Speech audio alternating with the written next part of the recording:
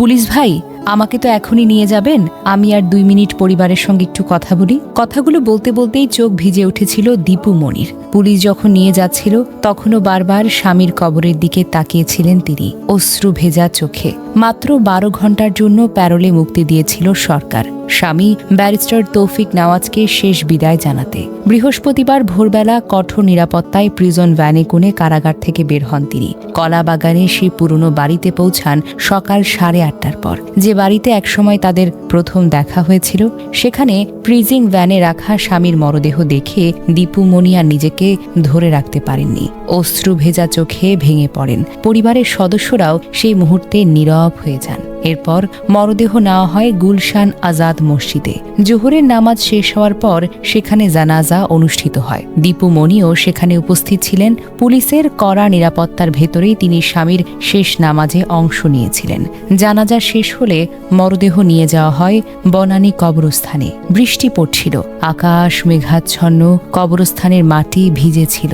তৌফিক নেওয়াজকে শায়িত করা হয় তার বাবা আমিনুর রহমানের কবরের পাশে, মা খায়রুন্নেসার কবরের কাছেই। একই জায়গায় বাবা মায়ের পাশে চিরনিদ্রায় শুয়ে পড়লেন তিনি। দীপু মনি সেখানে দাঁড়িয়েছিলেন। বৃষ্টির ফোঁটা তার চোখের জলের সঙ্গে মিশেই যাচ্ছিল। মেয়ে তানি কবরে মাটি ছড়িয়ে দিলেন। দীপুমণি কিছুক্ষণ নীরবে দাঁড়িয়ে রইলেন স্বামীর কবরের সামনে। চোখ সরাতে পারছিলেন না, যেন আরও একটু সময় চাইছিলেন শুধু তাকিয়ে থাকার জন্য। কবরস্থান থেকে বের হওয়ার পর তিনি নিজের বাবা MA ওয়াদতের কবরও জিয়ারত করেছেন। সেখানেও কিছুক্ষণ দাঁড়িয়েছিলেন। তখন সময় ফুরিয়ে আসছিল।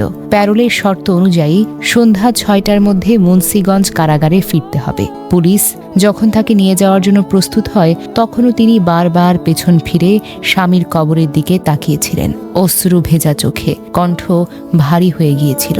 তখনই তিনি বলে উঠেছিলেন, পুলিশ ভাই, আমাকে তো এখনই নিয়ে যাবেন, আমি আর 2টা মিনিট শুধু পরিবারের সাথে একটু কথা বলি। 2 মিনিট, শুধু 2 মিনিট। সেই 2 মিনিটও হয়তো পুরোপুরিভাবে মেলেনি। তারপর আবার সেই প্রিজন ভ্যান, আবার সেই কারাগারের পথ।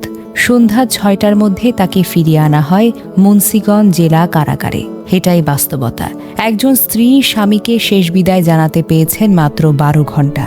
লাশ দেখেছেন কলা বাগানের বাড়িতে, জানাজায় দাঁড়িয়েছেন, বৃষ্টির মধ্যে কবরস্থানে উপস্থিত থেকেছেন, কবরের মাটি পড়তে দেখেছেন, তারপর ফিরে গেছেন সেই দেয়ালের ভেতরে যেখান থেকে স্বামীর দীর্ঘ অসুস্থতার সময়ও তিনি আর পাশে থাকতে পারেননি। মানবিকতার এই ক্ষণিক সুযোগ আর নিয়মের কঠিন সীমারেখা, এই দুইয়ের মাঝে আটকে আছে সেই দিনের গল্প। হয়তো জীবনে অনেক রাজনৈতিক লড়াই দেখেছেন তিনি, অনেক কঠিন পরিস্থিতির মুখোমুখি হয়েছেন, কিন্তু স্বামীকে এভাবে এত অল্প সময়ে এত অসম্পূর্ণ এক বিদায়ের মধ্য দিয়ে বিদায় জানাতে হবে, এটা হয়তো কোনো দিন কল্পনাও করেননি। শেষ পর্যন্ত মানুষ যত বড় রাজনৈতিক পরিচয়েরই হোক না কেন, প্রিয় মানুষ হারানোর মুহূর্তে সে শুধু একজন মানুষই হয়ে যায়। আর সেই মানুষটির চোখের পানি বলে দেয়, কিছু বিদায় মেনে নেওয়া যায়, কিন্তু কিছু বিদায়ের জন্য মানুষ কখনোই প্রস্তুত থাকে না। আহা জীবন, আহা রাজনীতি। আর হ্যাঁ, একজন স্ত্রীর মাত্র 12 ঘন্টার শেষ বিদায়।